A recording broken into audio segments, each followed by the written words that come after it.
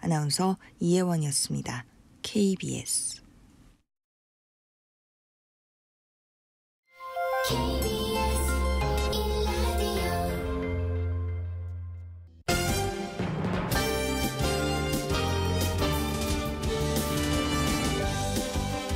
KBS 1라디오 신성원의 오늘 세계는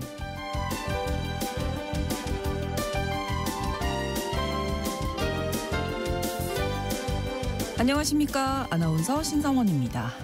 오늘 새벽 미국 백악관에서 한미 정상회담이 열렸죠. 사실 정상회담 전 트럼프 대통령이 소셜미디어에 한국에서 숙청 아니면 혁명이 일어나고 있다 이런 글을 올려서 회담이 어그러지는 건 아닌가 하는 염려도 있었는데요. 공개 회담에서 한미 정상은 화기애애한 분위기를 보였습니다.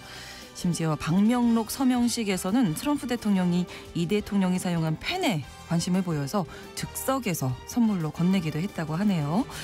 그런데 진짜 중요한 대화는 비공개 회담에서 있을 수 있기 때문에 트럼프 대통령이 어떤 요구를 해왔는지 관심을 가지고 지켜봐야 할 텐데요. 한미 정상회담 관련 소식 잠시 후 글로벌 이슈에서 짚어보겠습니다.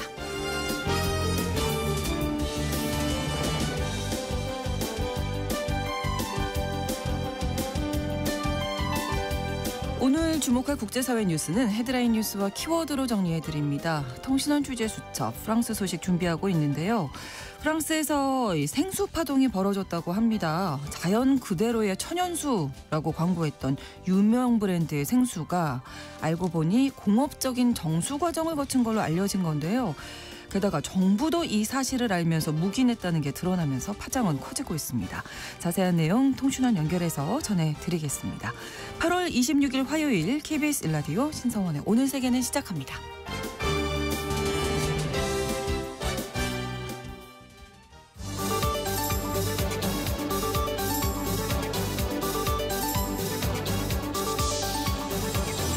오늘 세계는 헤드라인 뉴스.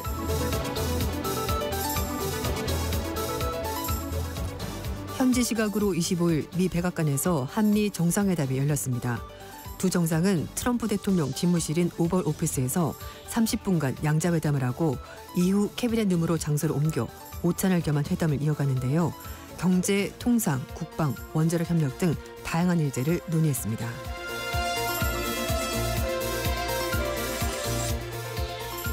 이란이 영국, 프랑스, 독일 등 유럽 3개국과 현지 시각으로 26일 핵협상 후속 회담을 스위스 제네바에서 연다고 이란 언론이 보도했습니다. 이번 회담은 차관급으로 진행되는데요. 유럽 3개국 외무장관들은 안토니오 구테스 유엔 사무총장과 유엔 안전보장 이사회에 이란이 이달 말까지 핵협상에 나서지 않으면 제재 스냅백을 발동하겠다는 취지의 서한을 보냈습니다. 2015년 체결된 이란 핵합의의 서명 당사국인 영국, 프랑스, 독일 등은 대이란 제재를 복원하는 스냅백 조항으로 이란을 압박하고 있습니다.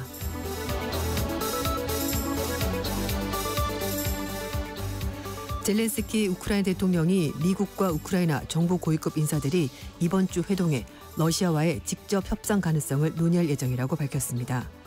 젤렌스키 대통령은 현지 시각으로 25일 수도 키우를 방문한 요나스 가르 스테르 노르웨이 총리와 공동 기자회견에서 이 같은 입장을 밝혔는데요. 키스 갤로스 미 특사와 만나 회담 개최를 주제로 대화할 것이며 이번 주 후반에는 우크라이나와 미국 팀이 만날 것이라고 설명했습니다. 러시아와 우크라이나 전쟁 종전 협상이 교착 상태에 빠지면서 젤렌스키 대통령이 돌파구를 찾으려고 시도하고 있는 것으로 보입니다.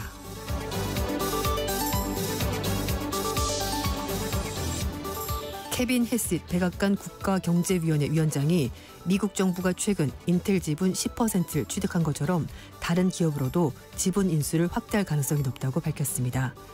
헤싯 위원장은 인텔 지분 인수가 국부 펀드 조성의 일환이라며 반도체 산업이 아니더라도 다른 산업에서 언젠가 더 많은 거래가 이뤄질 것으로 확신한다고 말했습니다. 이로 인해 우리나라 삼성전자, SK하이닉스 등 미국 정부의 보조금 수혜를 받은 다른 반도체 기업에도 지분 요구가 이어질 것의 우려가 계속 커지고 있습니다.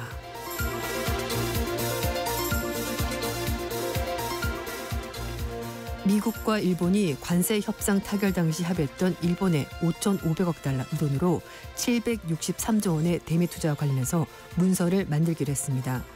미국이 일본 측에 문서 작성을 요구한 것으로 알려졌는데요. 일본 정부는 그동안 미국과 관세 관련 합의문을 작성하지 않겠다는 입장을 고수해왔지만 야당은 문서가 없을 경우 미일 간의 인식 차이가 계속될 수 있다고 지적했습니다. 양국은 이러한 시각차를 조율하기 위해서 투자 계획의 구체적인 내용을 확정하고 진행 상황을 점검할 공동 협의체를 설치하기로 뜻을 모은 것으로 전해졌습니다.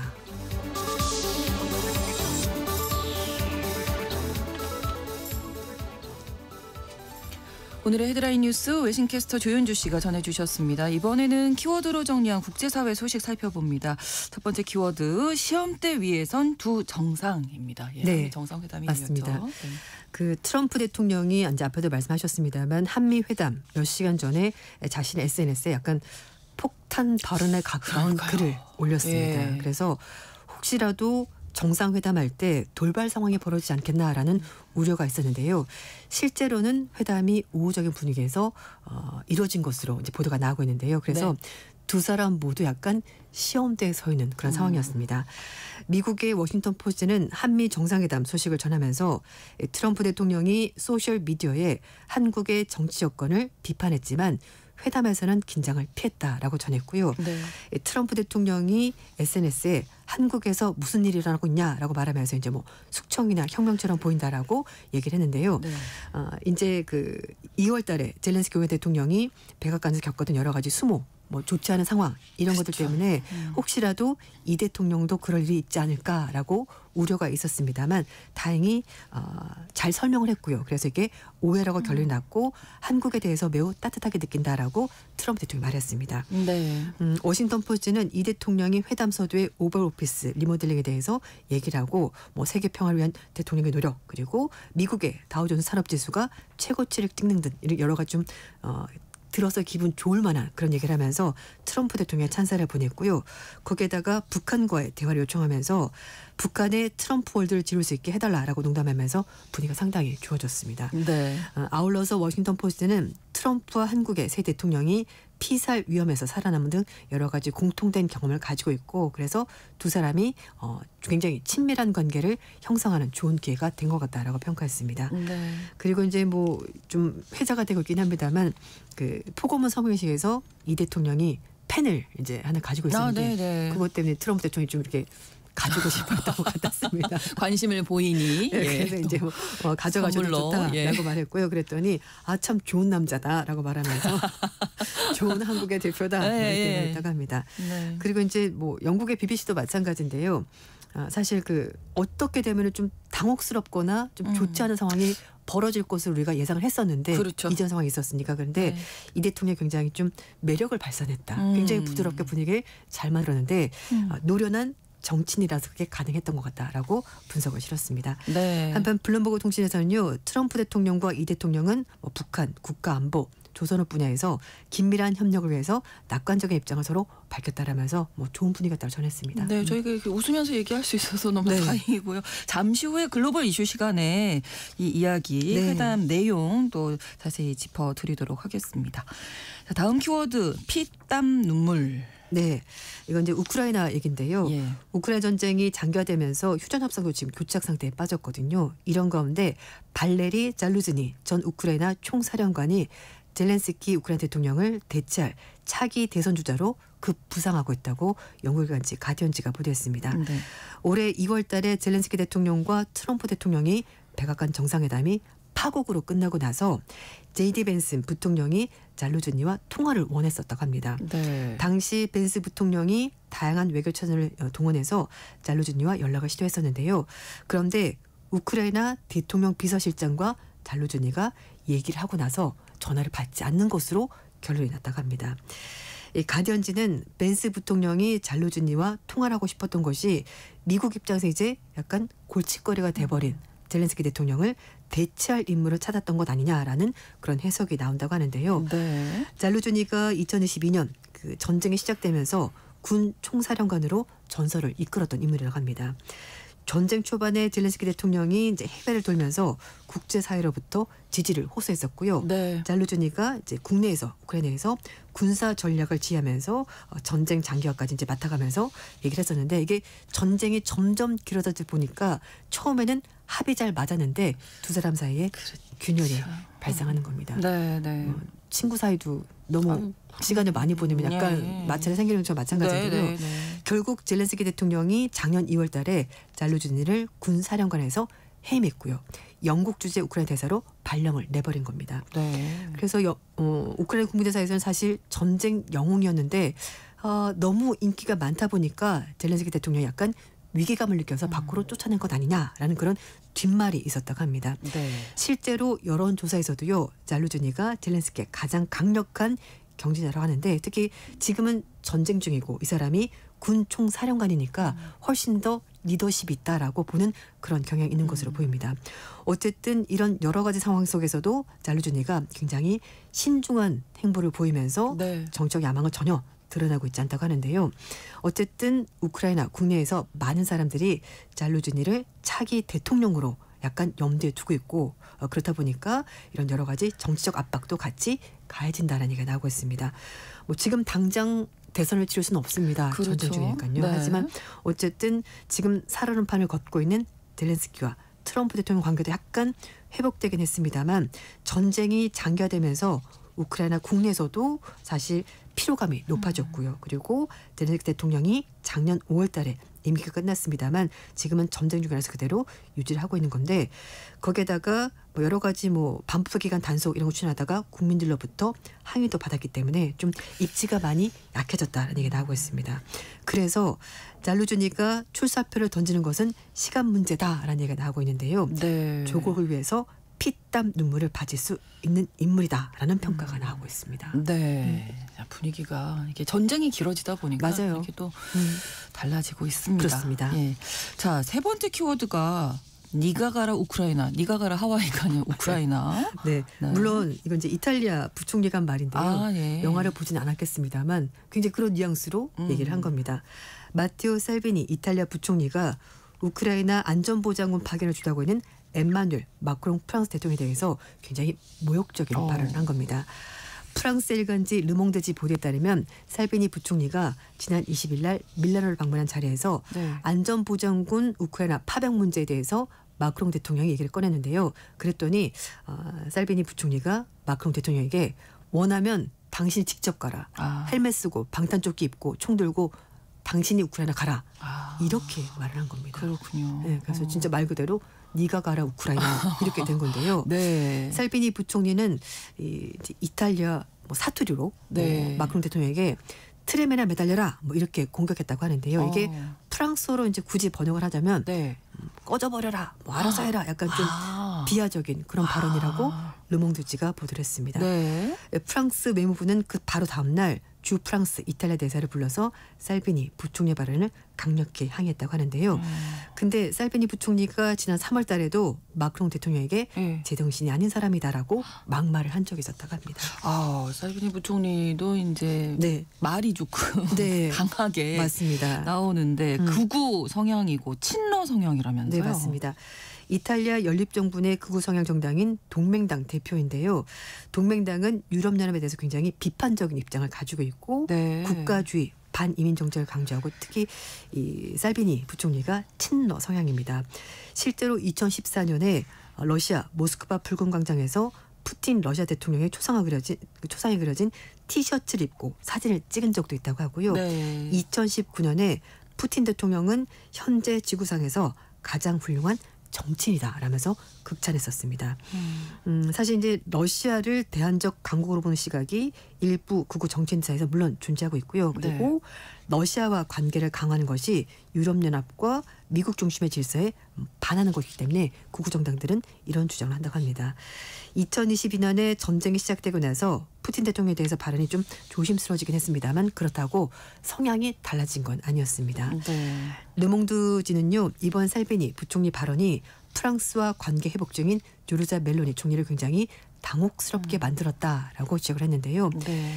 프랑스와 이탈리아가 2023년에 지중해 이민자 수용 문제 그리고 젤렌스키 대통령과 회담 문제에 이어서 올해 초에 트럼프 대통령과 관세 정책 그리고 우크라이나 전쟁, 종전 해법 둘러싸고 신경전을 벌여왔었는데 네. 6월 달에 마크롱 대통령이 이탈리아를 가서 멜로니 총리와 회담하면서 관계 개선의 기류가 이어졌는데 부총리가 찬물을 확 끼얹어 버렸습니다. 그러네요.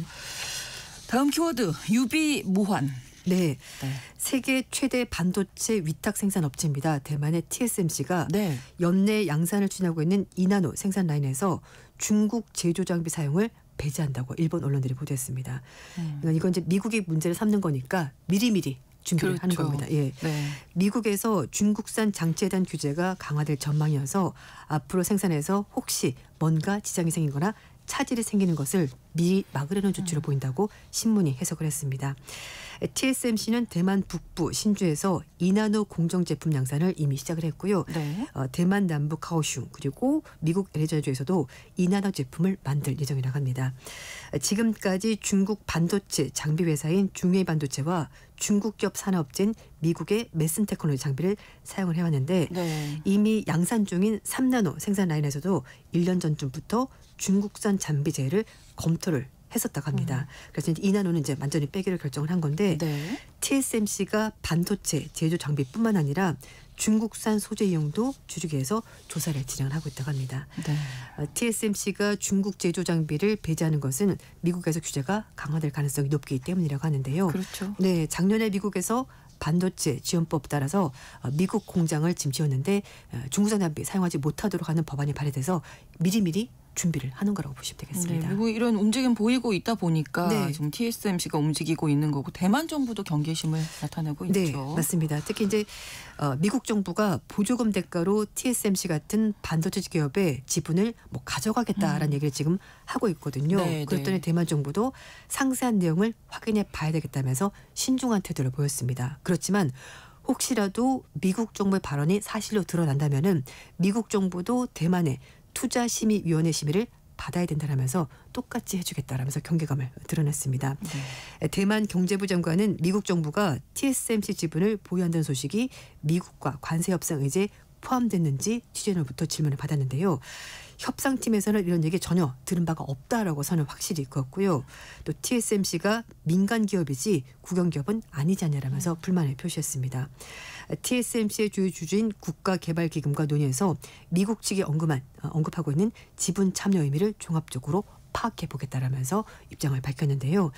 TSMC는 1987년 대만 정부가 자본금 48%를 출자해서 만든 회사인데 최대 단일 주주 지분 6.38%를 가지고 있는 국가개발기금이 이제 최대 주주가 되는데요. 네. 물론 정부가 최대 주주인 것이 맞습니다. 하지만 정부 지분이 절반을 넘어야지 대만은 국유 기업으로 인정하기 때문에 네.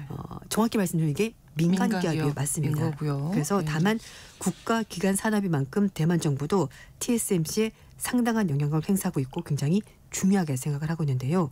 만약에 미국 정부가 TSMC 지분을 확보해서 이걸 지렛대로 활용해서 경영에 만약에 개입을 한다면은 대만 정부와 충돌할 가능성을 배제할 수가 없기 때문에 대만 정부도 신중하지만 아주 강력하게 대응할 것으로 보입니다. 그러네요. 네. 다음 키워드입니다. 맞을수록 강해진다. 네. 중국이 2022년부터 매년 10곳의 신규 원자로를 승인하면서 이걸 통해서 2030년이 되면 원자력 발전량이 미국을 추월할 것이라고 사우차이나 모닝 포스트가 전했습니다. 네.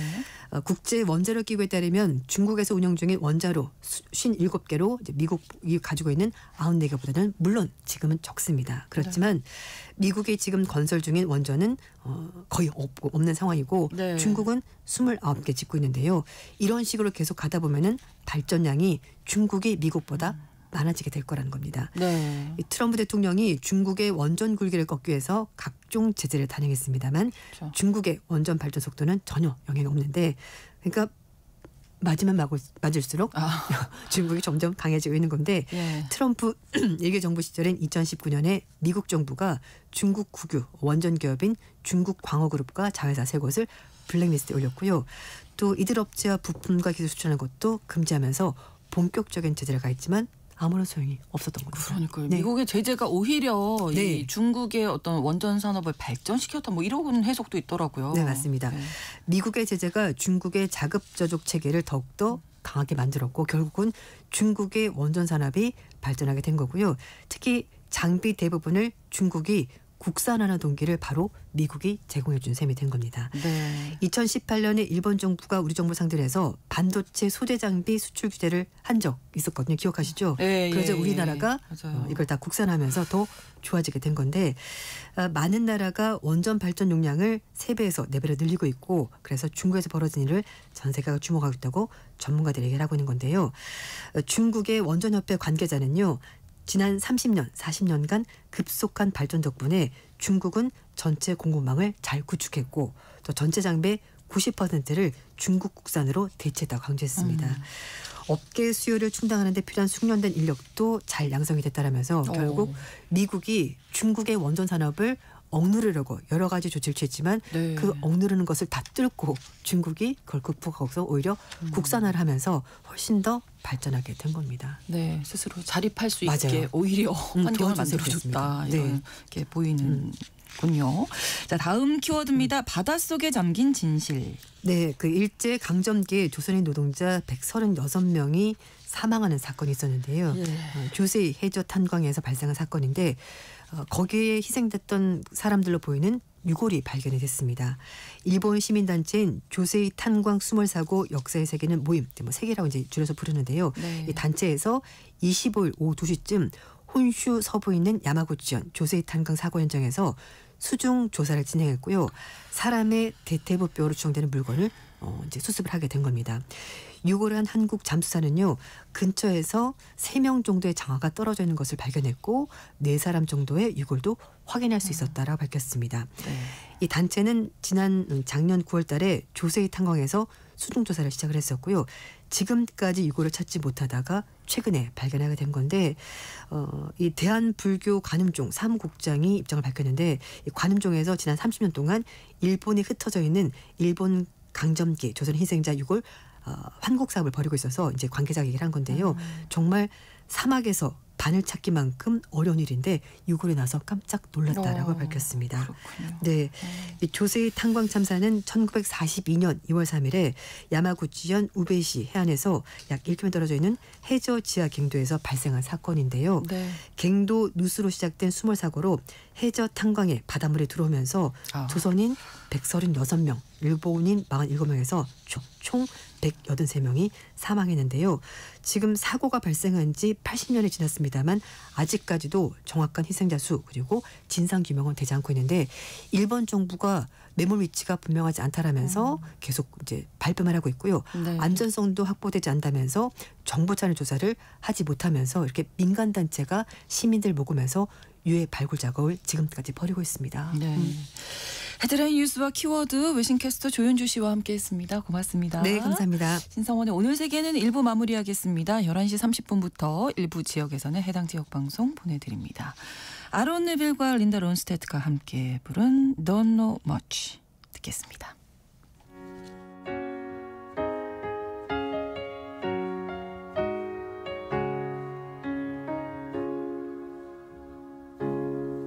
Look at this face. I know the years are showing. Look at this life.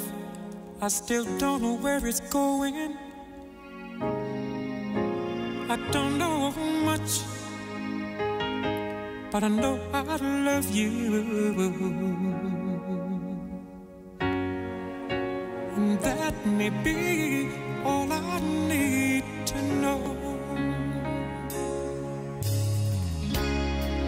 Look at these eyes, they've never seen what matters. Look at these dreams, so big and so better. I don't know much, but I know I love you. And that may be all I need to know. So many questions, still left unanswered.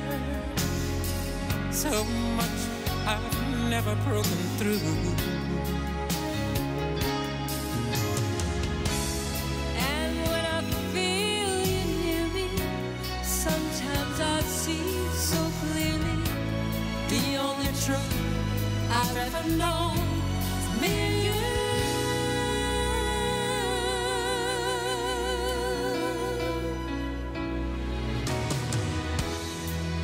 Look at this man, so blessed with inspiration. Look at this soul, still searching for... 지금 시각은 11시 30분입니다. KBS Ladies and gentlemen. 국제사회의 다양한 뉴스를 한눈에 KBS 1라디오 신송원의 오늘 세계는 세계를 바로 보는 최소한의 투자입니다.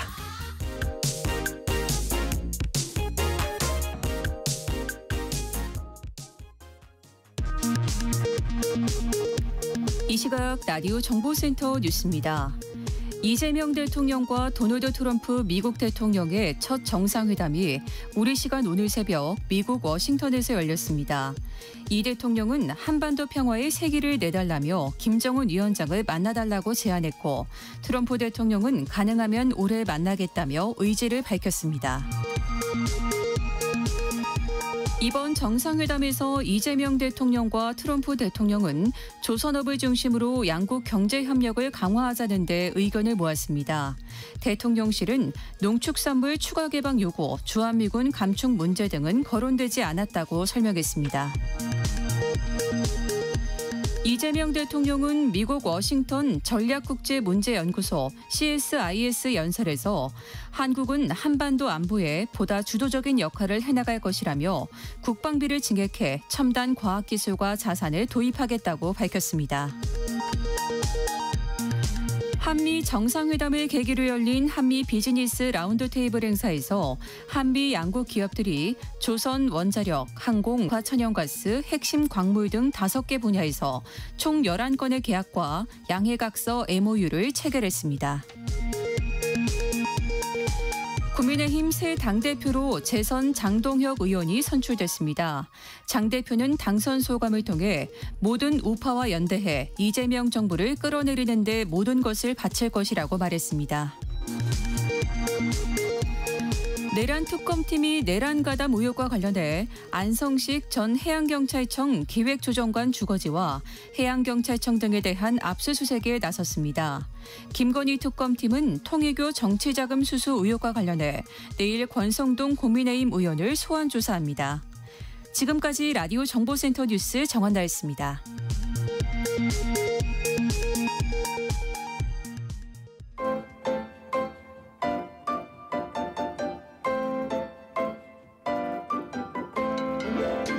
통신원 취재 수첩.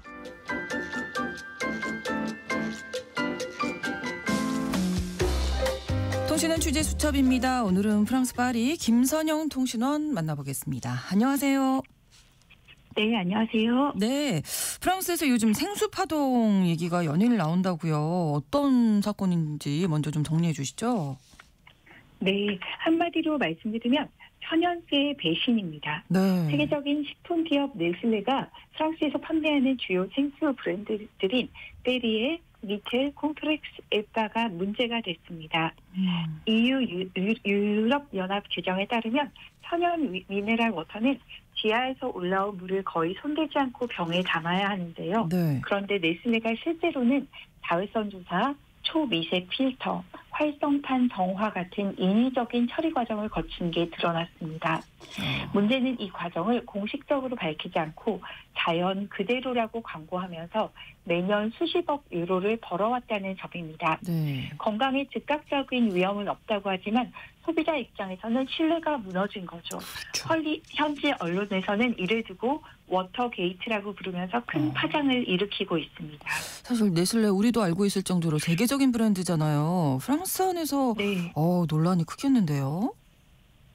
네, 아주 큽니다. 프랑스 소비자 단체인 UFC 마크 슈와지가 바로 고발장을 제출했고 검찰도 조사를 시작했습니다. 네. 천연이라는 라벨을 붙여놓고 사실상 공업적 정수를 했다면 상업적 사기라는 거죠. 무엇보다도 이번 사건은 단순히 기업만의 문제가 아니라 정부의 무기인도 드러났다는 게 더 큰 충격입니다. 네. 이미 2022년부터 당국이 알고 있었지만 사회적 혼란을 우려해 발표를 미루고 LG제공이 상원 보고서 표현을 일부 수정했다는 정황까지 폭로됐습니다. 네. 프랑스 언론은 기업과 정부가 손잡고 소비자를 속였다는 프레임으로 집중 보도하고 있습니다. 시민들의 반응은 분노와 허탈함이 동시에 묻어납니다. 특히 수돗물보다 건강에 좋으리라 믿으며 매일 생수를 사 먹는 문화가 자리 잡은 나라이다 보니 그렇죠. 우리가 그동안 믿고 마신 물은 뭐였나 하는 회의감이 퍼지고 있습니다. 신뢰가 깨진 게 가장 큰 문제가 아닌가 싶은데 페리에만의 문제가 아니라 네슬레 다른 물들도 이제 문제가 된 거죠. 네, 중요한 문제인데요. 이번 파동은 탄산수 대명사인 페리에만의 문제가 아닙니다.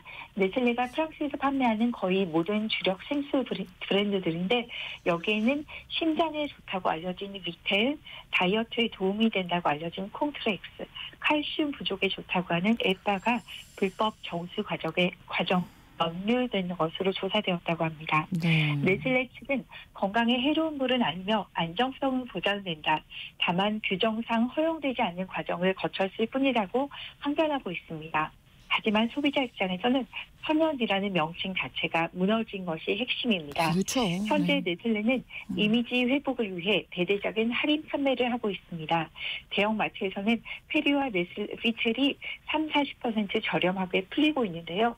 일부 소비자는 사면 그냥 사겠다는 반응을 보이지만 불매운동을 지지하는 도 많아서 양극화된 분위기입니다. 그렇군요. 생수 파동이 크게 번진 배경에는 프랑스 사람들의 어떤 사회적인 인식하고도 관련이 있다고요? 이건 어떤 얘기입니까?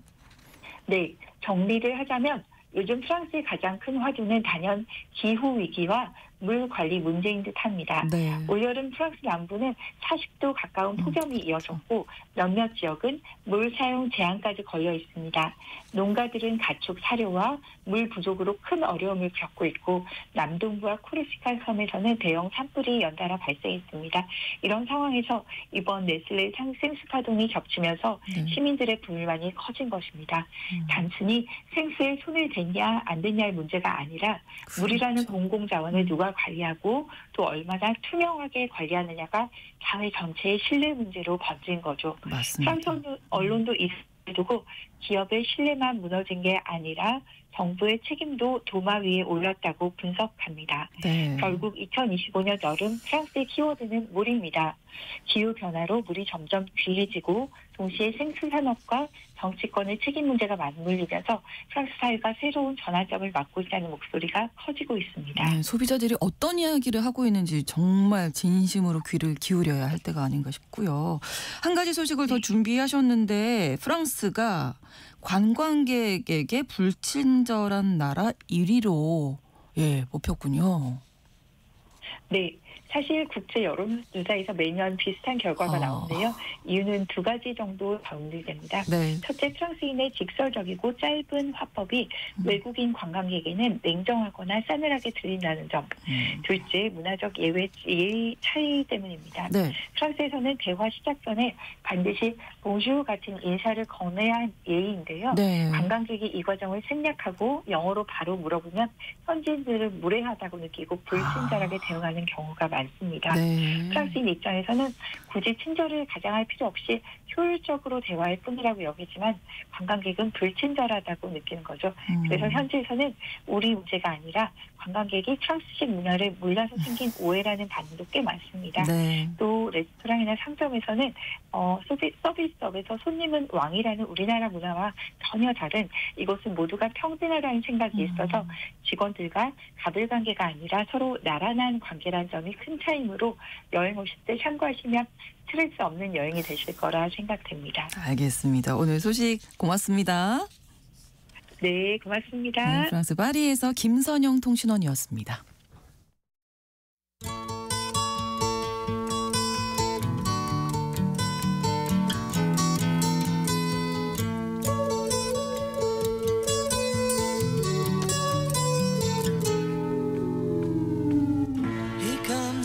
한국을 방문 중인 이재명 대통령이 오늘 새벽 백악관에서 도널드 트럼프 미국 대통령과 한미 정상회담을 가졌습니다. 앞서서도 말씀드렸었지만 트럼프 대통령이 회담 직전에 소셜미디어에 한국의 숙청이나 혁명이 일어나고 있다 이런 언급을 해서 회담의 난항이 예상되기도 했었습니다만 걱정과 달리 두 정상 무역 합의라든지 한미 동맹 이런 양국 현안을 폭넓게 좋은 분위기 속에서 논의한 걸로 알려지고 있는데요. 자, 이 내용 오늘 글로벌 이슈에서 자세하게 짚어보겠습니다. 한겨레 정일길 선임 기자 나오셨습니다. 어서 오십시오. 안녕하세요.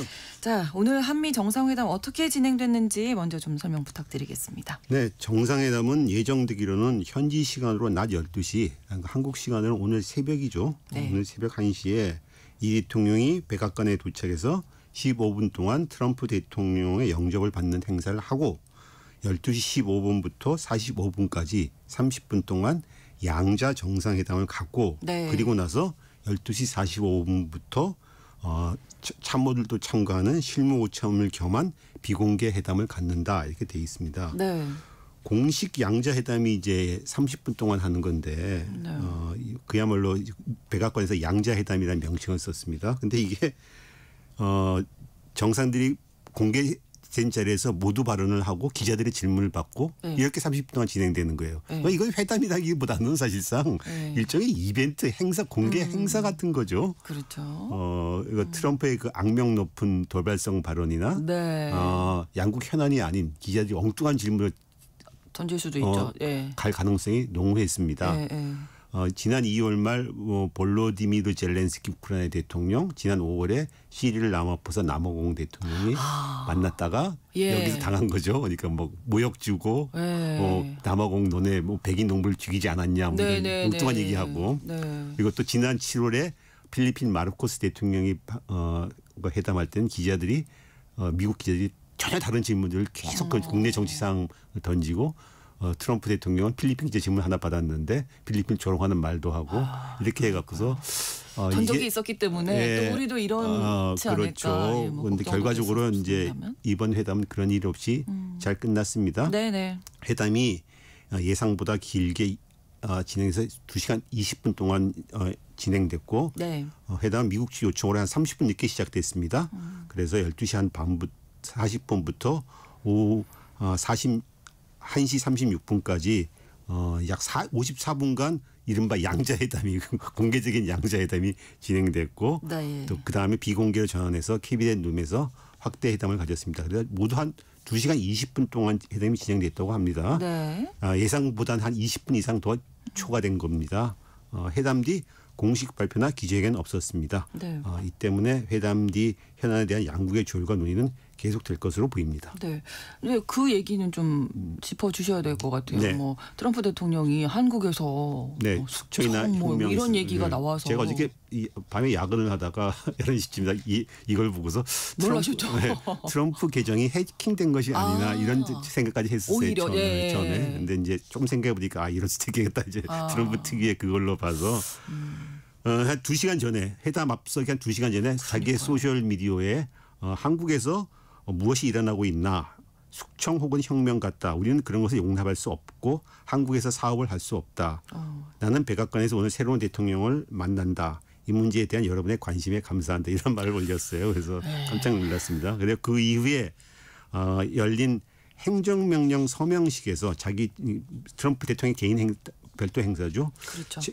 이런 말을 했습니다. 최근 며칠 동안 새 한국 정부가 교회를 상대로 아주 심한 압수수색을 했다는 얘기를 들었다. 심지어 군기지에 들어가서 정보를 빼냈다고 들었다. 그러면 안 되지 않냐. 나쁜 얘기를 들었다. 사실인지 모르나 확인해 보겠다. 이런 글을 취지 설명을 했어요. 그래서 네. 회담 때 기자들의 이런 질문이 나오니까는 이 대통령이 미군 기지 압수수색은 미군 기지와 같이 있던 한국 쪽만 압수수색한 것이다. 그리고 현재 한국은 전직 대통령의 그 불법적인 계엄으로 해서 특별검 수사가 진행되고 있다. 네. 그래서 이제 이제 팩트 차원 우리 점검을 해야 된다. 이렇게 해명을 했습니다. 그래서 트럼프가 자신도 오해라고 생각한다. 그 부분에 대해서 나중에 얘기를 하겠다. 그래서 트럼프가 오해라는 말을 한 적은 사실 상당히 드문 그렇죠. 케이스입니다. 네. 어쨌든 이렇게 해서 잘 끝났습니다. 그리고 이번 발언은 그 트럼프 특유의 망신 이번 그 트럼프 특유의 그 뭐라 그럴까 이제 미리 선제적으로 압박. 네. 그래서 이제 이걸 압박 던져놓고서 다른 부분에서 양보를 얻어내는 뭔가 협상의 도구로 그런 의도가 충분히 네. 있었던 것 같습니다. 네. 한국과 미국의 극우 세력의 주장을 그대로 갖고 온 것입니다. 트럼프를 지지하는 미국의 이른바 마가 진영, 미국을 네, 리드하기에 네. 이런 주장이 많이 나옵니다. 그 트럼프에 상당히 영향이 있다고 하는 로라 루머라는 인플루언서가 있는데 그렇죠. 지난 6월 3일 한국 대선 때 공산주의자들이 한국을 장악하고 대선에 승리했다. 이런 엉뚱한 황당한 글을 올렸습니다. 그리고 그 트럼프 일기 행정부 때 백악관 전략수석을 했던 스티브 배넌도 한국이 망했다. 이재명 대통령이 당선돼서 한국은 망했다. 이런 글을 올렸고 트럼프 일기 때 국가안보보장을 잠깐 지냈던 마이크 플린이라는 사람도 한국 대선의 부정선거는 중국 공산당에게만 이루어질 것이다. 이런 주장을 했습니다. 최근에 이 대통령 방문을 앞두고서 고든창이라고 하는 미국의 그 반중국 음모론자가 있으면 유명합니다. 이 사람이 힐이라고 하는 의회 전문지에 기고를 해서 미군이 기지가 압수수색됐다. 한국 선거가 부정선거다. 이런 주장을 했었습니다. 트럼프 그 주장을 그대로 옮겨온 거죠. 그러네요. 트럼프 입장에서는 이제 자기 지지층에 이제 얘기를 한번 슬쩍 올려놓고 또 한국을 압박하고 뭐 이런 의도였던 것 같습니다. 네. 자, 회담 내용 좀 짚어보겠습니다. 양국 현안인데요. 어떤 얘기들이 오갔었나요? 크게 뭐 무역 합의, 한미 동맹 그리고 미국 조선에 대한 한국의 협력 그리고 남북 간 관계 등이죠. 네. 무엇보다 이 한미 동맹 관련해서 주한미군의 전략적 유연성 문제가 큰 관심사였는데요. 그렇습니다. 그런데 결과적으로 이번 공개 정상회담에서 이 문제가 거론되지 않았습니다. 비공개 업무 오찬에서 거론됐는지는 확인되지 않았습니다. 네. 이 문제와 관련해서 대통령은 이미 미국으로 하는 기내 회견에서 동의하기 어렵다 이런 뜻을 밝혔습니다. 우리가 한미일 안보 경제협력이 당연히 중요하지만은 중국과 절연하고 살 수는 없지 않느냐. 한미동맹위원회의 요구가 있는데 우리 입장에서는 쉽게 동의하기 어렵다. 대신에 주한미군의 미래형 전략화 뭐 이런 거에 대해서 우리가 한번 얘기를 해볼 수 있다. 이런 식으로 어느 정도 선을 긋는 발언을 했습니다. 이 대통령이 그래서인지 이번 회담에서는 공개적으로는 거론은 안 됐습니다. 그리고 다만 트럼프 대통령은 한미동맹과 관련해서는 주한미군 감축과 미군 기지 소유권을 대해서 얘기를 했습니다. 주한미군 감축에 대해 기자들이 질문을 하니까는 지금 말하고 싶지는 않다 이렇게 넘어가고 대신에 주한미군 기지 문제를 꺼냈습니다.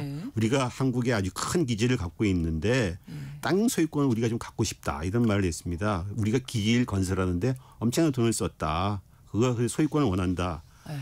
현재 임대차 계약을 없애고 소유권을 확보하겠다 이런 식의 얘기를 했습니다. 근데 이게 사실 많이 틀린 얘기입니다. 첫째, 평택 기지를 건설하는데 한국이 92%의 돈을 냈습니다.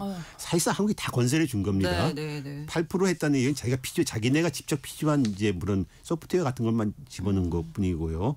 또 하나는 임대차를 지금 하고 있지 않습니다. 임대차 있다는 어쨌든 그런데 미국이 그럼 한국에 돈을 줘야 되는데 임대료를 내야 되는데 그랜트하고 있는 공유해주고 있는 거 공짜로. 그래서 이것은 한미 협정에 따라서 우리가 공유하고 나중에 당연히 돌려받는 것입니다. 그리고 주한미군이 4만 명이 있다고 그러는데 2만 8천 명밖에 없습니다. 팩트 체크를 잘 해야 돼요. 항상 트럼프 대통령 얘기를 방송을 저희가 할 때도 그렇습니다. 자, 지난번에 있었던 한미 무역 합의가 또 재논의될 수 있다. 뭐 이런 얘기 있던데요. 그런데 회담을 시작하면서 트럼프 대통령이 한국 쪽에서 무역 협정을 재협상하고 싶다. 그래서 그들이 원하는 걸 다 얻게 된다는 뜻이 나지만 열린 자세로 논의해보겠다 이런 말을 했어요. 그런데 결과적으로 회담이 끝나고 난 뒤에 트럼프가 이런 얘기를 했습니다. 합의와 관련해서 약간 문제가 있었는데 한국이 문제를 제기했는데 우리는 우리 입장을 고수했다. 그래서 그대로 합의로 간다 이런 얘기를 했습니다. 그런데 이 무슨 말이냐면 한국이 무역 합의에 대해서 수정을 요구했다는 뜻으로 그런데 우리가 이제 원래 합의를 한국이 지켰다 이런 뜻인데 저는 또 반대되는 얘기입니다. 한국 여기 기존에 한 달 전에 있었던 관세 등 무역 합의에 대해서 한국이 수정을 요구한 게 없습니다. 다만 미국 쪽에서 추가 요구가 들어오고 그리고 그 문제 합의에 대해서 입장 차이가 틀렸기 때문에 여기서 입장을 맞춰보자는 거였는데 마치 한국이 뭔가를 요구한 것처럼 얘기를 하고 있습니다. 네. 어쨌든 간에 이건 트럼프 특유의 그 사실 비틀기와 그리고 나도 그대로 자기 입장대로 굳히기 이런 거죠. 네. 회담에 앞서서 미국이 한국한테 3,500억 달러 규모의 미국 투자를 6천억 달러로 늘리고 한국의 농산물 추가 개방을 원했다는 말이 나돌았습니다. 그래서 이것 때문에 뭐 양자회담이 되니 안 되니 입장이 그렇죠. 늦게 나오고 뭐 50대 50이냐 상당히 말이 많았던 것 같습니다. 어쨌든 간에 큰 변화는 없었습니다. 그리고 회담 뒤 대통령실에서 농산물 추가 개방은 없다. 그리고 공식 발표를 했습니다. 그래서 무역 합의는 원래대로 큰 변화 없이 원래대로 가는 것 같습니다. 네. 남북한 관계도 논의가 됐고요. 이번 회담에서 가장 애매한 애매 아니고 화기애애한 아주 부분이었습니다. 좋은 네, 좋은 분위기였습니다. 예. 이재명 대통령이 회담 모두 바람에서 네. 세계 지도자 중 세계 평화 문제에서 트럼프 대통령처럼 관심을 가지고 실제 성과를 낸 사람은 없다. 이렇게 아주 뭐 높이 치켜 올려주고 피스메이커로서 평화 만들기, 평화 중재자로서 역할이 정말 눈에 띈다. 그리고 한반도에도 평화를 만들어 달라. 그리고 김정은 북한 국무위원장도 만나 달라. 이런 부탁을 했고 엄청나게 띄워주게 됐습니다. 트럼프 대통령 기분 좋았을 것 같아요. 트럼프 뭐 얼굴 표정도에서도 상당히 활짝 웃으면서 이재명 대통령이 한국의 어느 지도자보다 북한 문제를 해결하는 의지가 강하다.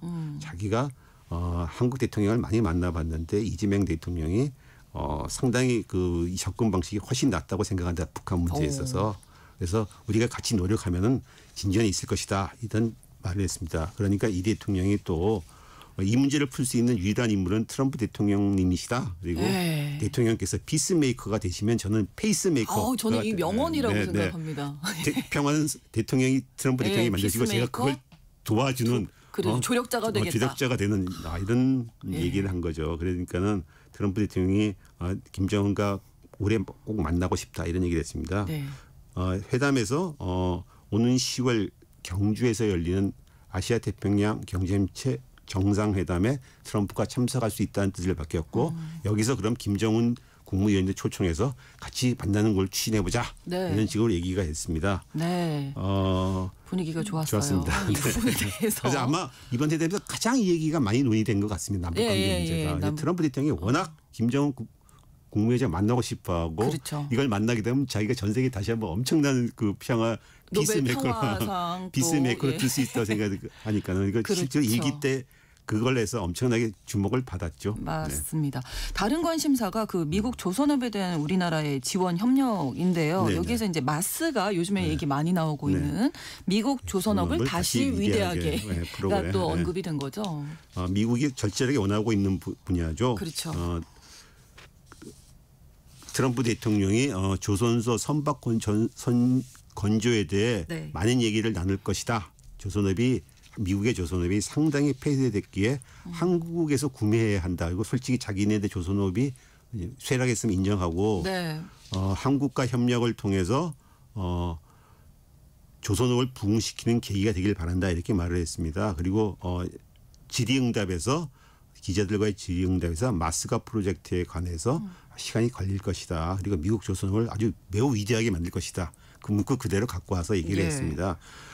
미국에서 이 해양 패권은 아주 필수적입니다. 그러니까 물론 강대국이 다 해양 패권을 갖고 이게 필수 조건인데, 근데 미국이 지금 1년에 대양을 횡단하는 배 한 척도 못 만들고 있습니다.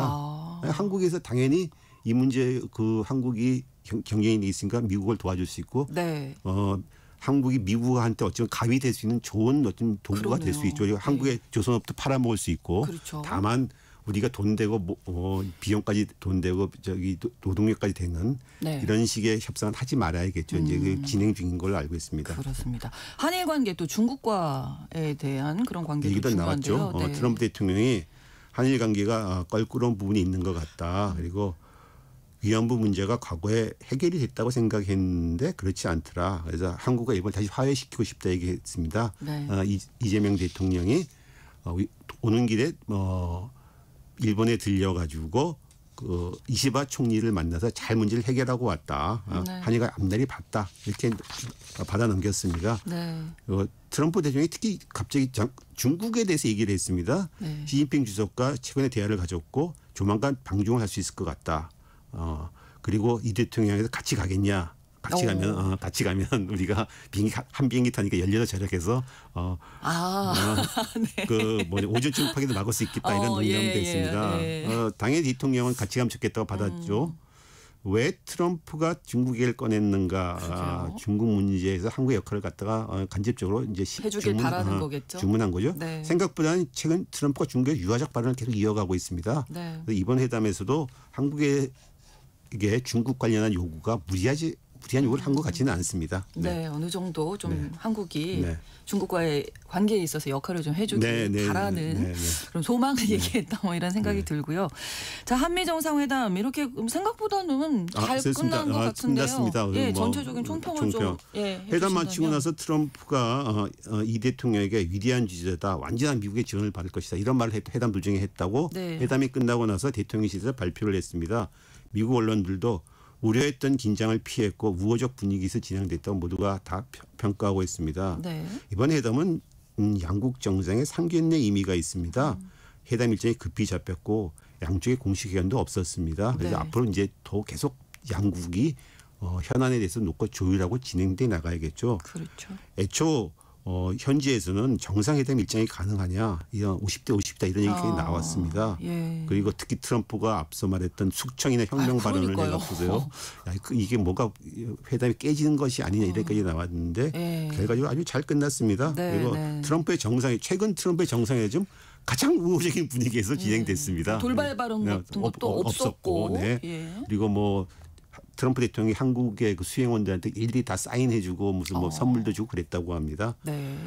양국 현안이 앞으로 어느 정도 잘 조율이 될 것 같다는 느낌이 듭니다. 네, 그러니까 뭐 상견례 의미가 있다고 말씀을 해주셨는데 이제 앞으로가 계속 중요하겠죠. 네. 구체적인 합의가 이제 오갈 때 또 어떤 이야기가 그렇죠. 나올지. 근데 일단 한국 쪽에서 크게 지난 한 달 전에 무역 합의에 대해서 이의를 제기한 미국의 발언이 없었기 때문에 공개된 발언이 없었기 때문에 좋은 평가라고 할 수 있을 것 같습니다. 네, 오늘 글로벌 이슈 한미 정상회담에 대해서 자세히 살펴드렸습니다. 한겨레 정의길 선임 기자와 함께했습니다. 고맙습니다. 감사합니다. KBS 1라디오 신성원의 오늘 세계는 내일 다시 뵙겠습니다. 고맙습니다.